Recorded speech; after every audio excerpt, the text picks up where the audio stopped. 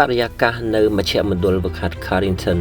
នាថ្ងៃចុងក្រោយនៃរដូវកាលឆ្នាំ 2025-2026 កំពុងមានភាពរំភើបយ៉ាងខ្លាំងយោងតាមប្រភពព័ត៌មានដែលមានកេរ្តិ៍ឈ្មោះជាច្រើនបុគ្គលិកជាន់ខ្ពស់នៃសម្ព័ន្ធក្រុមហ៊ុនបានចូលតុចរចាជាផ្លូវការជាមួយតំណាងរបស់លោក Michael Carrick ដើម្បីពិភាក្សាអំពីកិច្ចសន្យារយៈពេលវែងពីស្ថានភាពជាគ្រូបង្វឹកបណ្ដោះអាសន្នដែលចូលមកស្រោចស្រង់ក្រុមក្នុងគ្រាមានវិបត្តិនិងបាត់បង់ទិសដៅគ្រូបង្វឹកជនជាតិអង់គ្លេសរូបនេះបានធ្វើឲ្យក្រុមមានជីវិតឡើងវិញក្នុងរយៈពេលមិនដល់5ខែផងការផ្លាស់ប្ដូរយុទ្ធសាស្ត្រដ៏អស្ចារ្យនៅក្រោមការដឹកនាំរបស់លោក Amorim ទម្រង់លេងខ្សែការពារ3នាក់ដ៏តឹងរឹងបានធ្វើឲ្យតារាឆ្នើមមានតម្លៃខ្លួនខ្ពស់បាត់បង់ម្ចាស់ការប៉ុន្តែនៅពេលលោក Michael Carrick ចូលទៅកាន់តំណែងលោកបានធ្វើការកែតម្រង់យុទ្ធសាស្ត្រយ៉ាងក្លាហានដោយត្រឡប់មកប្រើទម្រង់ 4-2-3-1 និងបានបញ្ចេញសក្តានុពលរបស់លោក Bruno Fernandes និង Kobbie Mainoo តួលេខស្ថិតិបានបញ្ជាក់ឲ្យឃើញយ៉ាងច្បាស់ក្នុងចំណោម15ប្រកួតដែលលោកដឹកនាំក្រុម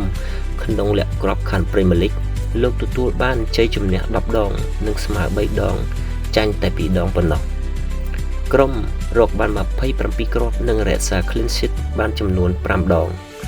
លទ្ធផលនេះបានជួយឲ្យ Manchester United ទទួលបានសិទ្ធិទៅលេង Champions League ជាផ្លូវការមុនបញ្ចប់រដូវកាល3ប្រកួតដែលជាលទ្ធផលលើសពីការរំពឹងទុកការដណ្ដើមបានបេះដូងកីឡាករនិងវីរបុរសក្លឹបលោក Michael Carrick មិនត្រឹមតែពូកែខាងយុទ្ធសាស្ត្រប៉ុណ្ណោះទេ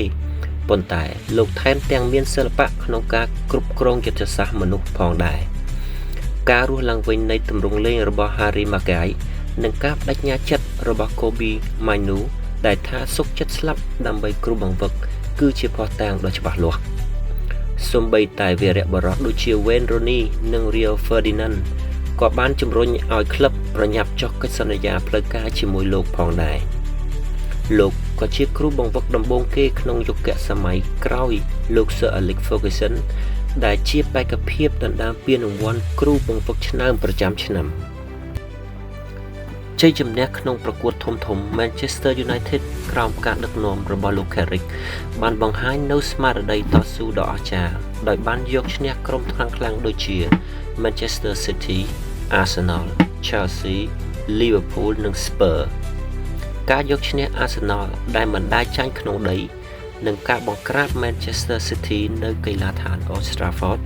បានបង្ហាញពីសមត្ថភាពយុទ្ធសាស្ត្រដ៏ខ្ពស់របស់លោកចក្ខុវិស័យនាពេលអនាគតការសម្រេចចិត្តចុះកិច្ចសន្យាមុន World Cup របស់ម្ចាស់ក្លឹបត្រូវបានចាត់ទុកថាជាជំហានដ៏ឆ្លាតវៃដើម្បីរក្សាស្ថិរភាពនិងទាក់ទាញកីឡាករគោលដៅថ្មីៗដូចជា Anderson ឬក៏ Fernandes លោក Carrick ត្រូវបានគេមើលឃើញថាជាការរួមបញ្ចូលគ្នាដ៏ល្អឥតខ្ចោះរវាងការបន្តវប្បធម៌ប្រពៃណីរបស់ក្លឹប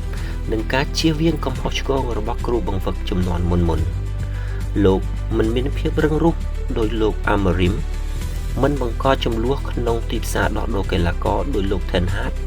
និងមានទិសដៅលេងច្បាស់លាស់ជាងលោក Solskjaer សរុបមកលោក Michael Carrick បានបង្ហាញខ្លួនមិនមែនត្រឹមតែជាគ្រូបង្វឹកបណ្ដោះអាសន្នប៉ុណ្ណោះទេ